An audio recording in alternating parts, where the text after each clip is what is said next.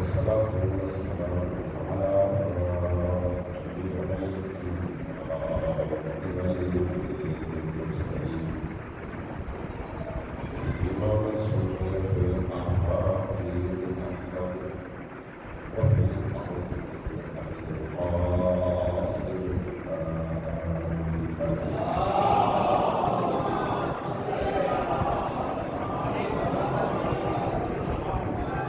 والصلاة والسلام على مولانا الطيبين الطاهرين المعصومين الإمام واللعنة الدائمة على أعدائهم أجمعين من يوم عدالتهم إلى قيام يوم الدين. أما بعد فقد قال رسول الله صلى الله عليه وسلم قد أقبل إليكم شهر الله بالبركة والرحمة والمغفرة. صلى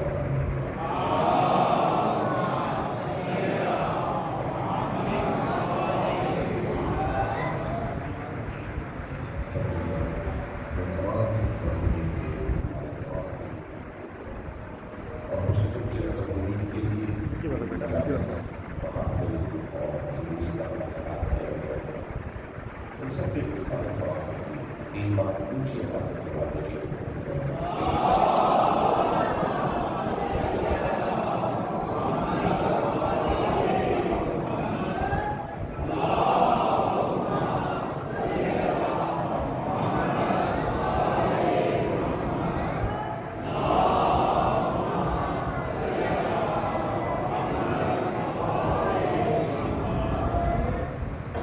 اللہ تبارک و تعالیٰ آپ کی مسائل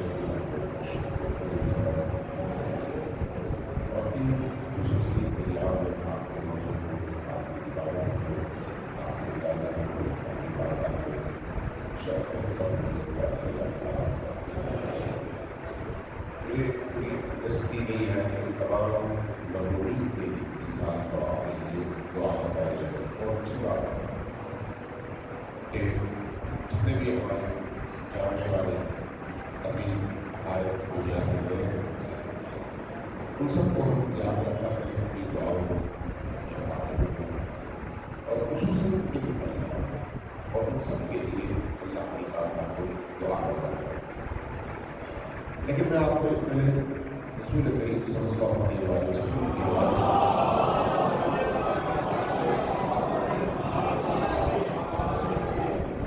بڑی ہی ایک بخش اور روح پرور حدیث پہلے سنا دیتا ہوں. اس کے بعد آتے ہیں اس موضوع کی طرف. سلام بھیجیے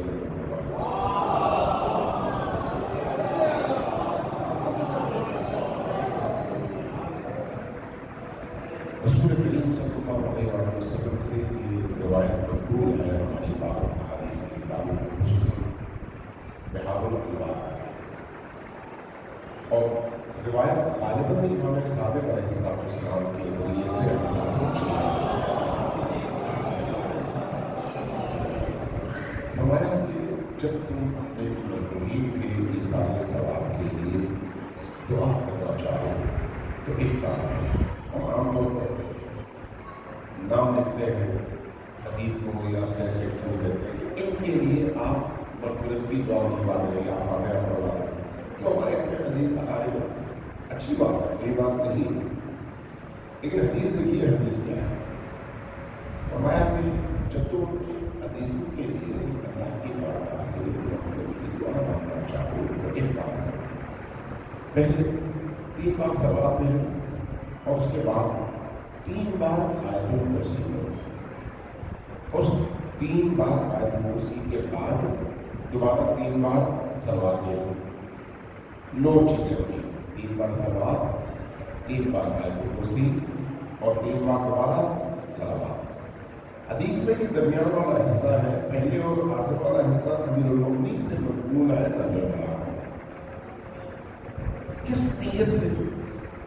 یہ نیت کر لو کہ حضرت آدم سے لے کر اب تک مثلا آج فرض کریں 5 رمضان کی رات کا یہ پہر ہے 8 بجے، اس وقت جتنے بھی لوگ دنیا سے گزر چکے ہیں ان سب کو تم یہ ثواب ہدیہ کر رہے ہو،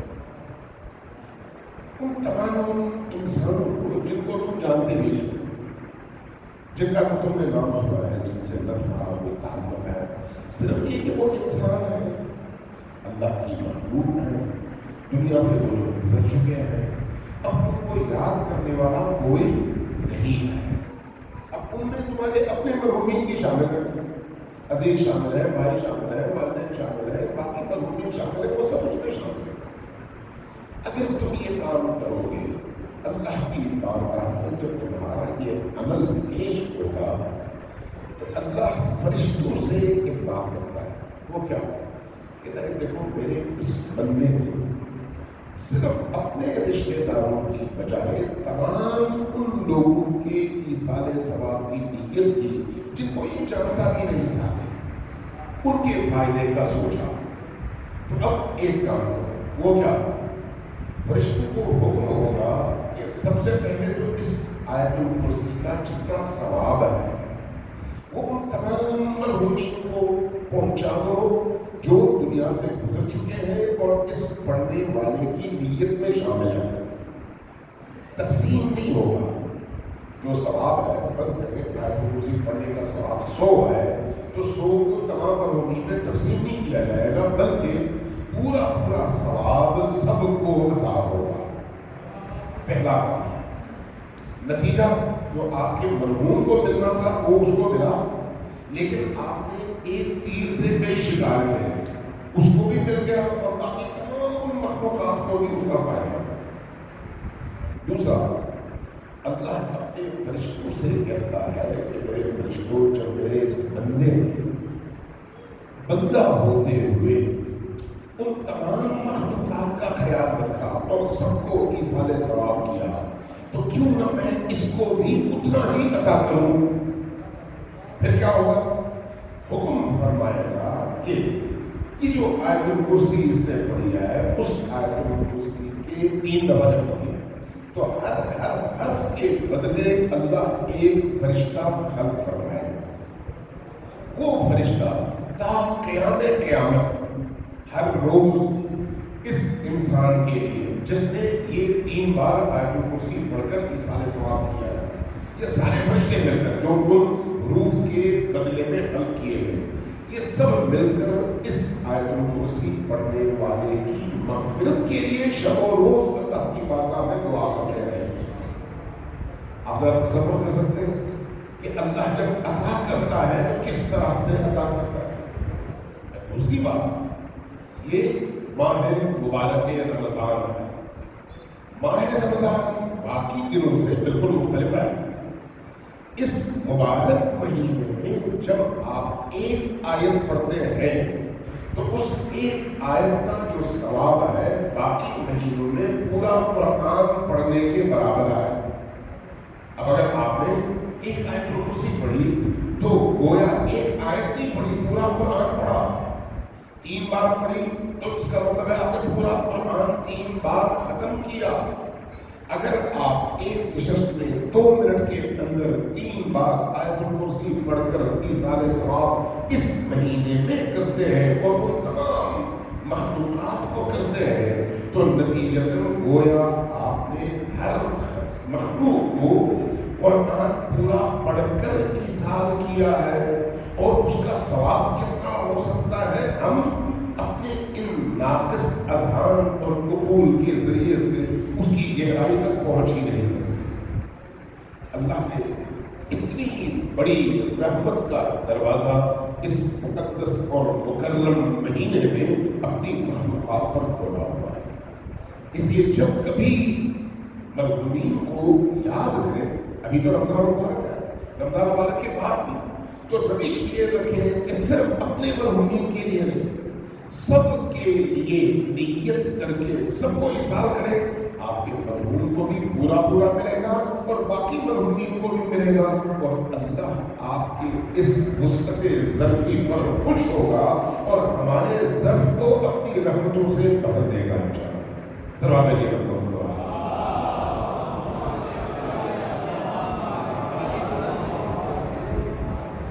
یہ مقدس مہینہ ہے، انتہا درجے کا مقدس مہینہ۔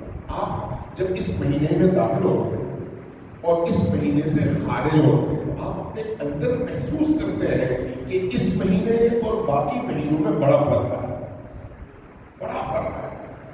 یہ مہینہ کچھ اور ہے، باقی مہینے کچھ اور ہیں۔ اس مہینے کے اندر جو خصوصیات اللہ نے رکھی ہوئی ہے وہ 11 باقی مہینوں میں اس کا عشر اشیر بھی نہیں ہے۔ جتنی فضیلتیں، جتنی رحمتیں، جتنی برکتیں، جتنی مغفرتیں اللہ کی طرف سے اس مقدس اور مکرم مہینے میں انسان کو عطا کی جاتی ہے، وہ کسی اور مہینے میں اس کا امکان بھی نہیں ہے۔ اس لیے نبی کریم اور ائمہ اہل البیت علیہ السلام نے اس مقدس مہینے کے لیے جو اہتمام کیا ہے وہ کسی اور مہینے میں نظر نہیں آتا۔ آپ خود بھی محسوس کرتے ہیں، صبح سے شام تک بھوکے رہتے ہیں، لیکن جب آپ افطار کر رہے ہوتے ہیں تو اس بھوک کی لذت بھی آپ کے اندر موجود ہوتی ہے۔ اس بھوک کی لذت، یہ بھوک تکلیف دہ نہیں ہے، لذیذ ہے۔ وہ پیاس تکلیف دہ نہیں ہے، لذیذ ہے۔ پیاس ہے، بھوک ہے، لیکن لذیذ ہے۔ کیوں؟ اطاعت خدا میں ہے، اللہ کی بندگی میں، اللہ کی رضا کی راہ میں ہے۔ لہذا آپ کا دل مطمئن، آپ کی روح نورانی، آپ کی سوچ نورانی۔ کیوں؟ لمحات، لحظات، وہ سیکنڈز، وہ منٹس، وہ اوقات، وہ دن، وہ راتیں، وہ ہفتے، وہ پورا مہینہ، سارے کا سارا پل پل رحمت خدا کے بندے خدا تک پہنچنے کا ذریعہ، چھوٹی بات نہیں ہے۔ اور یہ اللہ انہیں کو عطا کرتا ہے جن کو اس قابل سمجھتا ہے۔ رمضان آتا سب کے لیے ہے، مہینہ سب کے لیے ہے، لیکن کون اس سے استفادہ کرتا ہے؟ وہ جس پر استفادے کی راہ اللہ کھولے، ہر شخص نے۔ اسی طرح جس طرح سے اہل البیت علیہ السلام کی مودت، عشق، محبت اور ان کی ولایت عام ہے سب کے لیے، لیکن کون اس لذت سے آشنا ہوتا ہے جس کا دل پاک ہوتا ہے، جس کے دل میں نجاست ہو، وہ ان لذتوں سے، ولایت کی لذت سے، عشق کی لذت سے، محبت کی لذت سے، مودت کی لذت سے آشنا نہیں ہو پاتا۔ اس پرندے کی طرف سے بطخ، مرغا بھی آپ کے سامنے ہے، پانی میں ڈبکی لگاتا ہے مرغا بھی اور نکل آتا ہے، لیکن آپ اس کے پر کو ہاتھ لگائیں گیلا نہیں ہوتا، سوکھا ہی رہتا۔ اسی طرح جس پر ان ہستیوں کی، یعنی محمد ہو، آل محمد کی مودت ہو، ولایت ہو، محبت ہو، ان کے قرب اور ان کے عشق کے دروازے بند ہیں، وہ صبح سے شام تک سجدے کرتے رہیں، نمازیں پڑھتے رہیں، وہ اسی طرح سے نکل جائیں گے جس طرح سے مرغابی پانی سے نکلتے ہوئے تر ہوئے بغیر نکلتا ہے۔ جبکہ جس شخص کے دل کے لیے دروازے اللہ کھول دیتا ہے، وہ نبی اور آل نبی کی مودت کو بھی اسی طرح سے لذت کے ذریعے سے محسوس کرتا ہے، اور ان لمحات میں اللہ کی عبودیت کو بھی اسی طرح سے محسوس کرتا ہے اور اپنی روح میں اس تازگی اور لذت کو فیل کر رہا ہوتا ہے۔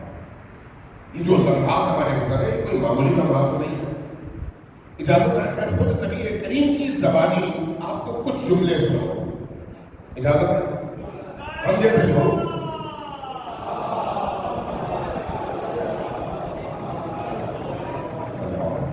آپ کے صلوات کی آواز بڑی دھیمی ہے، کیا روزے کا غلبہ زیادہ ہے یا پھر تھکے ہوئے؟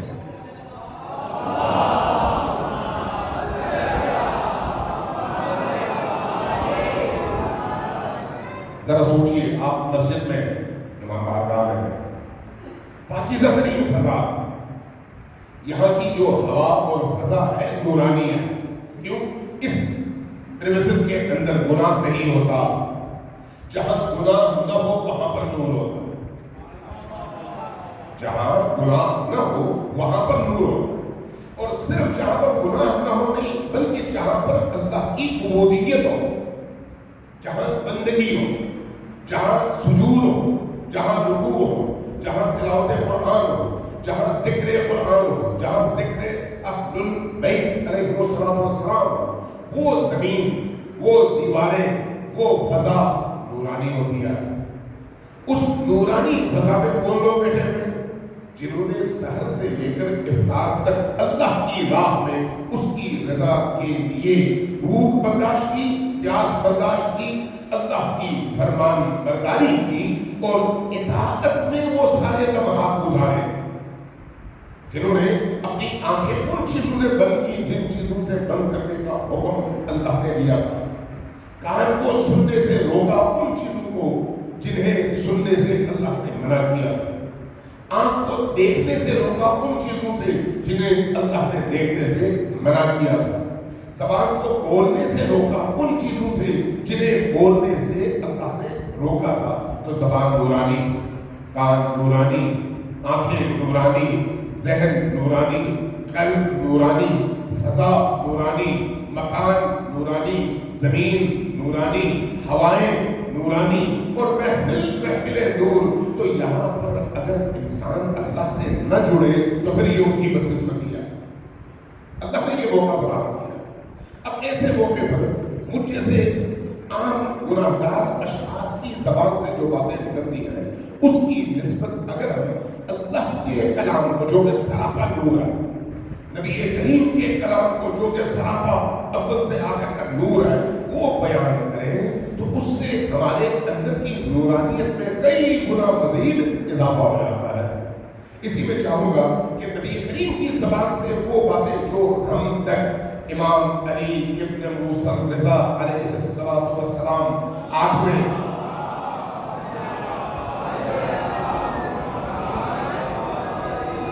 آٹھویں امام نے ہم تک پہنچائی ہے، وہ جملے میں آپ کو سناؤں. ان جملوں میں سے ایک ایک لفظ نورانی ہے. ایک ایک جملہ انسان کی روح کو تڑپانے والا جملہ ہے. سنوا دیجیے محمد.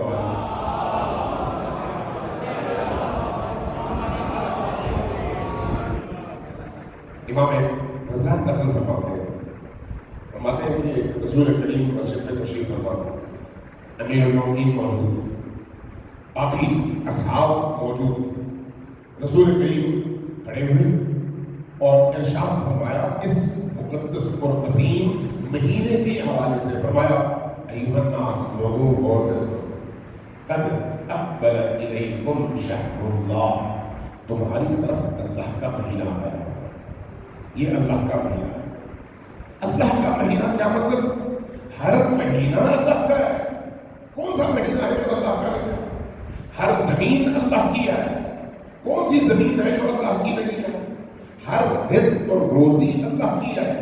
کون سی روزی ہے، کون سا رزق ہے جو اللہ کا نہیں ہے؟ لیکن روزی میں، زمین میں، اوقات میں بڑا فرق ہے. ایک کربلا کی زمین ہے، ایک کوفہ کی زمین ہے، ایک مکہ کی زمین ہے اور ایک کراچی کی زمین ہے. ایک آب زمزم ہے اور ایک سورا گوٹ کا پانی ہے. آسمان زمین کا فرق ہے. ایک شب قدر ہے اور ایک عام رات ہے. آسمان زمین کا فرق ہے. لہذا جس طرح اوقات میں فرق ہے، جس طرح زمانے میں فرق ہے، جس طرح روزی میں، رزق میں فرق ہے، اسی طرح سے مہینوں میں بھی فرق ہے، اسی طرح سے اوقات اور لمحات میں بھی فرق ہے. لہذا فرمایا کہ یہ وہ مہینہ ہے جس کو اللہ نے خصوصی طور پر اپنے آپ سے نسبت دے کر فرمایا ہے کہ یہ میرا مہینہ ہے. میرے مہینے کا کیا مطلب ہے؟ اس مہینے کی شناخت اور معرفت کے ساتھ جو شخص اس مہینے میں قدم رکھے وہ مہمان ہے اور اللہ میزبان ہے. وہ مہمان اور اللہ میزبان. ذرا سوچیے، آپ کے گھر اگر آپ کسی کو اپنے گھر دعوت دیں کھانے پر تو آپ کیا کرتے ہیں؟ اس کے سامنے پانی رکھ دیں گے؟ اس کے سامنے خشک روٹی رکھیں گے؟ نہیں، آپ کیا کریں گے؟ آپ اپنی بساط کے مطابق جو سب سے اچھی چیز پیش کر سکتے ہیں وہ اس کے سامنے پیش کریں گے اپنی بساط کے مطابق۔ اس مہینے میں اللہ میزبان اور ہم اللہ کے مہمان ہیں، تو اللہ نے اپنی قدرت کے مطابق ہمارے ظرف کے مطابق جو کچھ ہمارے لیے مفید ہے وہ اس نے اس دسترخوان پر رکھ کر ہمارے سامنے پیش کرنا ہے۔ لہذا ہم مہمان ہیں اور اللہ میزبان۔ اس دسترخوان کے اوپر جس کو ہم رمضان المبارک کہتے ہیں، جب ہم آ کر بیٹھتے ہیں، کھانے کا دسترخوان نہیں، مہینے کا دسترخوان، وقت کا دسترخوان، اس وقت میں آ کر جب ہم اللہ کی میزبانی میں اس جگہ کھڑے ہو جاتے ہیں جس کو ہم رمضان المبارک کہتے ہیں اور جس کی کیفیت کو ہم روزہ کہتے ہیں، تو اب اللہ نے اپنی میزبانی کا حق ادا کرنا ہے۔ اللہ نے ہمیں ادا کرنا ہے۔ قد اقبل الیکم شہر اللہ، تمہاری طرف اللہ کا مہینہ آ رہا ہے۔ قد اقبل، تمہاری طرف اللہ کے مہینے نے رخ کیا ہے۔ کس طرح سے رخ کیا ہے؟ برکتیں ساری لے کر، رحمتیں ساری لے کر، مغفرتیں ساری لے کر۔ تو گویا اس مہینے میں اللہ نے اپنی برکتوں، رحمتوں اور مغفرتوں کے سارے دروازے کھول کر تمہیں کہا ہے آؤ اب رحمتیں بھی چنو، برکتیں بھی چنو اور مغفرتیں بھی حاصل کرو۔ اب اگر انسان اس مہینے میں اس پاکیزہ ترین دسترخوان سے کما استفادہ نہ کرے تو یہ اس انسان کی بدقسمتی اور بدبختی ہے۔ اللہ کے دسترخوان کا دروازہ تو کھل گیا۔ رسول کریم اس لیے فرماتے ہیں کہ یہ وہ مہینہ ہے جس میں اللہ نے یہ سارے دروازے تم پر کھولے ہوئے ہیں۔ یہ وہ مہینہ ہے، شہر ہوا شہر دعیتم الی ضیافت اللہ، جس میں تمہیں اللہ نے اپنے دسترخوان پر مہمان بننے کی دعوت دیا ہے۔ آؤ میرے مہمان بنو۔ شہر عند اللہ افضل الشہور، تمام مہینوں سے بڑھ کر مہینہ۔ ایامہ افضل الایام، اس کے دن تمام 365 ایام میں سب سے افضل ایام اس کے، سب سے افضل دن اس کے۔ ولیالی افضل اللیالی، اور اس کی راتیں تمام راتوں سے بڑھ کر اور افضل راتیں۔ وساعاتہ افضل الساعات، اور اس کے جو لمحات ہیں وہ لمحات بھی تمام دیگر لمحات سے افضل ترین لمحات۔ جعلتم فیہ من اہل کرامت اللہ، جس میں اللہ اپنے دسترخوان پر آئے ہوئے مہمان کو اپنی کرامتوں سے نواز کر اس کو کریم بنا دیتا ہے، اس انسان کو کریم بنا دیتا ہے۔ جب مدینہ میں دور دور سے لوگ آتے تھے، کوئی بھوکا ہوتا تھا، کوئی پیاسا ہوتا تھا، کوئی زیادہ رات کے ختم ہونے کی وجہ سے ضرورت مند بن جاتا تھا، پوچھتے تھے کہ یہاں پر کوئی ہے جو کریم ہو، جو ہماری مدد کر سکے؟ تو اہل مدینہ ان کی رہنمائی کرتے تھے، کہتے تھے فلاں دروازہ ہے جس کے اوپر چراغ چل رہا ہے دن کی روشنی میں بھی، جاؤ وہاں پر، یہ اہل کرامت کا دروازہ ہے۔ جاتے تھے تو کیا دیکھتے تھے؟ دستک دیتے، اندر سے ایک نورانی جوان نکلتا تو دیکھتے شبیہ ہے پیغمبر ہے، پوچھتے کون ہے؟ جواب ملتا علی اکبر۔ حضرت علی اکبر کو کریم اہل البیت کہا جاتا، اہل البیت کے کریم ترین فرد، اور دروازہ اہل کرامت کا دروازہ۔ تو اس مہینے میں اللہ تبارک و تعالیٰ ہمیں اس طرح سے اہل کرامت بنانا چاہتا ہے۔ اس لیے نبی کریم نے فرمایا کہ یہ وہ وقت ہے جس میں اللہ تبارک و تعالیٰ وَجَعَلْتُمْ فِيهِ مِنْ من اہل کرامت اللہ، جس میں تمہیں اللہ اہل کرامت بنانا چاہتا ہے. سوال ہے جی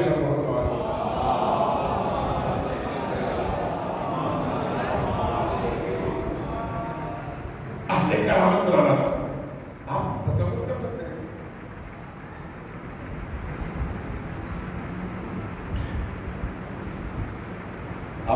کر سکتے ہیں کہ اگر آپ کے پاس صرف 1,00,000 روپیہ، صرف 1,00,000 روپیہ، آپ سے کہا جائے کہ ایک ایسا بزنس ہے جس میں ہر مہینے آپ کو 25,000 روپیہ منافع کے طور پر ملے گا ہر مہینے، تو آپ کہیں گے مجھے کوئی اور کام کرنے کی ضرورت ہی نہیں ہے، میں یہاں پر فوراً انویسٹ کر دیتا ہوں. کیوں؟ آپ کو پر منتھ 25,000 روپیہ منافع ملے گا. یہ وہ مہینہ ہے جس کا آپ حساب و کتاب کرنا چاہیں تو عقل سے ماورا ہے. ممکن نہیں ہے کہ آپ کیلکولیشنز کے ذریعے سے جمع تفریق کر کے حساب لگا سکیں کہ اس مہینے میں کیا ملتا ہے. آپ اس کو باقی مہینوں کے ساتھ موازنہ کر ہی نہیں سکتے. اس کا ایک پل آپ پورا قرآن پڑھنا چاہیں تو آپ کو کتنا ٹائم لگے گا؟ آپ ذرا غور کیجیے. اب پورا سال گزر جاتا ہے، بالعموم لوگ پورے سال میں ایک دفعہ قرآن ختم نہیں کر پاتے. ایسا ہی لیکن اس ایک مقدس مہینے میں آپ ایک آیت پڑھیں تو باقی سال پورا قرآن پڑھنے کے برابر آپ کو ثواب ملتا ہے. تو اس سے اندازہ ہوتا ہے کہ برکتیں کتنی زیادہ ہیں، انویسٹمنٹ کتنی کم اور اس کا منافع کتنا زیادہ ہے. کتنی کم انویسٹمنٹ ہے. میں یہاں پر ایک درمیان میں بریکٹس میں ایک بات بیان کرتا ہوں. آیت اللہ علامہ بہجت مرحوم فرمایا کرتے تھے، میں نے یہ لکھ کے بعض لوگوں کو بھیجا بھی اسی مہینے کے آغاز میں. فرماتے تھے میں چھوٹا تھا، اسکول جاتا تھا، تیسری کلاس میں تھا. تو ایک دن میں مسجد گیا تو مسجد کے امام نے گفتگو فرمائی نماز جماعت کے دوران. تیسری جماعت کا بچہ سن رہا، کہہ رہے کہ میں نے سنا وہ فرما رہے تھے مسجد کے امام کہ انسان اپنے محبوب ہستیوں کو جو تحفہ دیتا ہے اس کا اثر نہیں ہوتا. جس کو وہ پسند کرتا ہے اس کو یقیناً تحفہ نہیں دیتا ہے. تو اس پورے عالم میں سب سے زیادہ محبوب ہستی کون ہے؟ امام زمان. سب سے محبوب ہستی ہماری زندگیوں میں آج کے دور میں حجت آخر وقت کا امام زمان. فرمانے لگے ان کی بارگاہ میں ہم کیا ہدیہ کرتے ہیں؟ تو فرمایا کہ روز ایک قرآن پڑھ کر ان کی بارگاہ میں تم ہدیہ کر سکتے ہو. تو روز ایک قرآن کیسے پڑھو؟ حدیث ہے نبی کریم کی، اگر تم 3 بار سورہ اخلاص قل هو اللہ احد بسم اللہ الرحمن الرحیم قل هو اللہ احد اللہ الصمد لم یلد ولم یولد ولم یکن له کفوا احد، اگر یہ ایک دفعہ پڑھو تو تم نے گویا 1/3 قرآن پڑھا. 2 دفعہ پڑھو تو 2/3 2/3 قرآن پڑھا. 3 دفعہ پڑھو تو گویا تم نے پورا قرآن پڑھا. فرمایا کہ اگر ایک آدمی ہر نماز کے بعد 3 دفعہ یہ قل هو اللہ پڑھے بسم اللہ سمیت، جو بسم اللہ اس کا حصہ ہے، اگر یہ پڑھے اور ہدیے کے طور پر اپنے وقت کے امام کی بارگاہ میں پیش کرے تو ان کو جو ہدیہ ملتا ہے تو شریف ترین انسانوں کا، اولیاء کی بات نہیں کر رہا، شریف ترین انسانوں کا شیوا یہ ہے کہ جب ان کو کوئی ہدیہ دیتا ہے تو وہ اس سے بہتر ہدیہ اس کو دیتے ہیں. بہتر ہدیہ. تو یہ تو امام زمان ہے. جب آپ 3 بار قل اللہ پڑھ کر جس کا ثواب ایک پورے قرآن پڑھنے کے برابر ہے تو اس بارگاہ میں ہدیہ کریں ہر نماز کے بعد تو ان کی طرف سے جو عطا ہوگا وہ آپ کے اس تحفے سے ہزاروں گنا بڑا اور عظیم ہوگا اور وہ آپ کے فائدے کا ہوگا. تو اگر آپ وہی کام اس مہینے میں کرتے ہیں، اس مہینے میں جیسے میں نے کہا اس مہینے میں آپ ایک آیت پڑھتے ہیں تو اس کا ثواب پورے قرآن کے برابر ہے. آپ نے پڑھا بسم اللہ الرحمن الرحیم، ایک آیت ہے، پورے قرآن کا ثواب مل گیا. الف لام میم، ایک آیت ہے، پورے قرآن کا ثواب مل گیا. والعصر، ایک آیت ہے، پورے قرآن کا ثواب مل گیا. کتنا آسان ہے. اور اگر انسان اس مہینے میں 3 بار ہر روز نماز کے بعد قل هو اللہ پڑھ کر اس بارگاہ با عظمت میں ہدیہ کریں، تو آپ کیا سمجھتے ہیں کہ ان کی طرف سے جواب نہیں ہے؟ کیا وہ دیکھتے نہیں ہیں؟ کیا وہ سنتے نہیں ہیں؟ کیا وہ ہمارے دلوں کے حال سے واقف نہیں ہیں؟ تو یہ برکت اسی مہینے کی، اس مہینے کی، کہ اس مہینے کے اندر آپ جو بھی کام کرنا چاہیں اس میں برکتیں اتنی زیادہ ہیں کہ آپ سمیٹ نہیں پاتے، اتنا اللہ کی طرف سے عطا ہوتا ہے، اہل البیت علیہ السلام کی طرف سے عطا ہوتا ہے، ان کے دروازے کھلے ہوتے ہیں۔ اب آپ اسی خطبے کے باقی جملے سنیں گے، جو وقت تو کرنا ہے، ظاہر ساری باتیں کر نہیں سکوں گا، لیکن جتنا آپ سنیں گے محسوس کریں گے کہ یہ کتنا عظیم مہینہ ہے، کتنا بابرکت مہینہ ہے، اور یہ پریکٹیکلی، یہ ہمارے پریکٹیکل لائف سے متعلق ہے، صرف مفاہیم ذہنی نہیں ہے کہ ہم نے کچھ شاعری سنی، کچھ کلام سنا، وقتی طور پر واہ واہ کہنے کے بعد اٹھ کر جب نکل گئے تو بات ختم ہو گئی، نہیں، یہ وہ مقام ہے جہاں پر جو کچھ ہم کریں گے پریکٹیکلی وہ ہمارے وجود، ہماری روح، ہمارے اس ہستی کا حصہ بنے گا، اور ہمیں کثافتوں سے، نجاستوں سے، آلودگیوں سے نکال کر اس نور کے قریب در کر دے گا۔ ثواب جینا محمد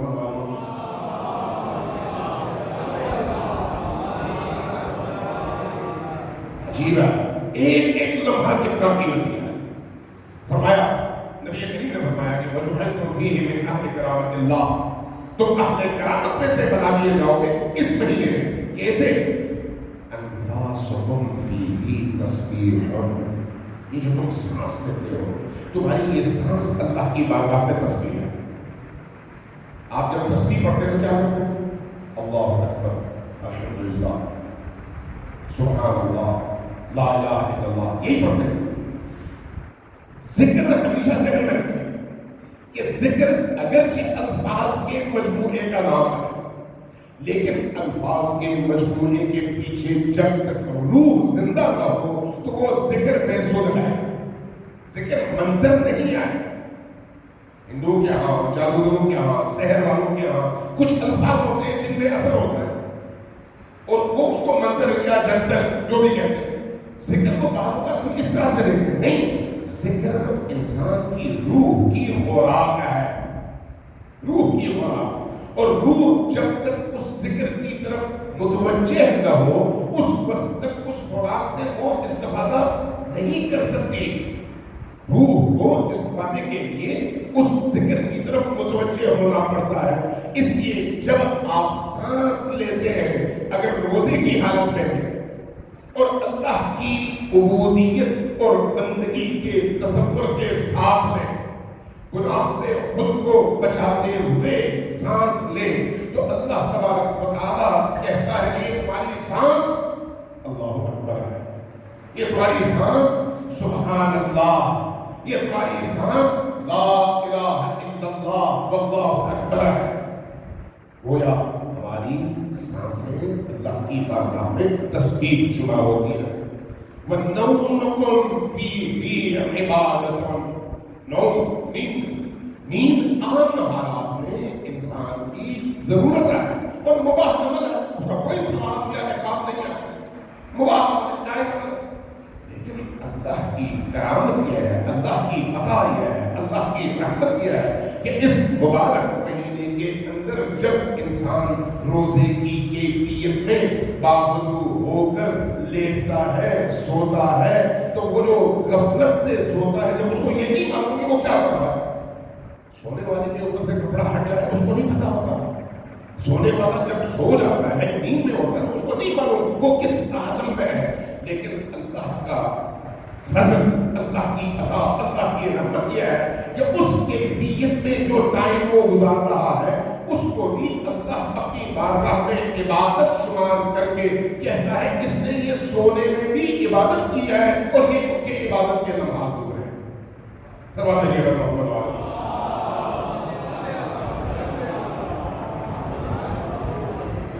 وَعَمَلُكُمْ فِيهِ مَقْبُولٌ، اس میں جو بھی تم عمل کرتے ہو، عمل جھوٹ نہیں، تہمت نہیں، گانے نہیں، حرام نہیں، نامحرم نہیں، موبائل پہ فضولیات نہیں، جو بھی تم نیک عمل کرتے ہو عام حالات میں اس کی قبولیت کی کوئی گارنٹی نہیں ہے، لیکن اس مبارک مہینے میں جو تم کرو گے وہ اللہ کی بارگاہ قبول ہو جائے گا۔ وَعَمَلُكُمْ فِيهِ مَقْبُولٌ، اس مبارک مہینے میں جو بھی تم عمل کرو گے وہ قبول کیا جائے گا۔ وَدُعَاؤُكُمْ فِيهِ مُسْتَجَابٌ، عام مہینوں میں آپ تاکہ گڑ گڑاؤ روتے رہو، نہیں پتا قبول ہوگی دعا یا نہیں ہوگی، لیکن اس مہینے میں نبی کریم فرماتے ہیں کہ اللہ کا بندہ جب اللہ کی بارگاہ میں ہاتھ اٹھا کر دعا کرتا ہے تو اللہ اس کی دعا کو قبول کرتا ہے۔ وہ دعا فیہ مستجاب، کوئی دعا رد نہیں ہوتی، کوئی دعا رد نہیں ہوتی۔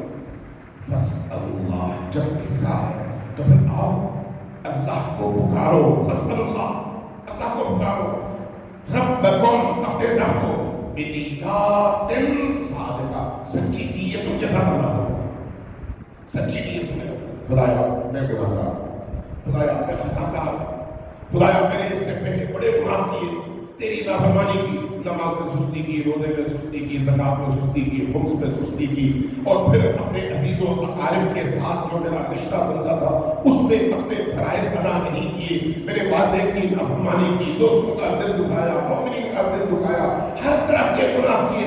خدایا اب مجھے اس مقدس مہینے میں یہ توفیق اور وسعت دے کہ میں اس مقدس مہینے میں توبہ کر کے تیری بارگاہ میں آ سکوں تیری بارگاہ، جو کہ یہی کامیابی کا دروازہ۔ اور اس مہینے میں اگر کوئی شخص یہ دعا نہ مانگ سکے تو اس سے زیادہ، اسی خطبے میں ہے کہ اس سے زیادہ بدبخت انسان اور کوئی نہیں ہے جو اس مبارک مہینے میں رحمتوں کے اس کھلے ہوئے دروازے سے استفادہ نہ کر سکے، اس سے زیادہ بدقسمت انسان کوئی نہیں ہے۔ سلوات بھیجیں مرحبا۔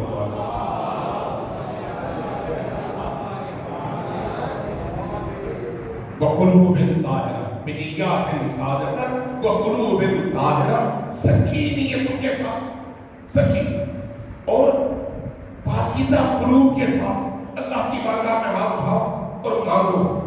کیا مانگو؟ مانگو کہ اللہ تمہیں عطا کرے، تم پر اپنی رحمت کے دروازے کھولے۔ کس طرح سے کھولے؟ ان یوفقکم، کہ تمہیں یہ توفیق دے۔ توفیق نہ ملے تو انسان نیکی نہیں کر سکتا، توفیق کا دروازہ کھلا ہونا چاہیے۔ اگر اس مہینے میں ہم قرآن نہ پڑھ سکیں تو اس کا مطلب یہ ہے کہ قرآن پڑھنے کی توفیق مجھے نہیں ملی۔ اگر میں نے صرف بھوکا رہا، میں صرف روزہ رکھا، پیاسا رہا، باقی فضیلتوں سے میں مستفید نہ ہو سکا تو اس کا مطلب یہ ہے کہ وہ دروازے مجھ پر بند تھے۔ مجھے اللہ سے کہہ کر، دعا مانگ کر وہ سارے دروازے کھلوانے ہیں کہ اللہ مجھے قرآن کریم کی تلاوت کی توفیق دے۔ ان یوفقکم، کہ خدا تمہیں یہ توفیق عطا کرے کہ تمہیں قرآن کی تلاوت کی توفیق ملے۔ ان یوفقکم لصیامہ و تلاوت کتابہ، روزہ اس طرح سے رکھ سکو جس طرح سے روزہ کہلاتا ہے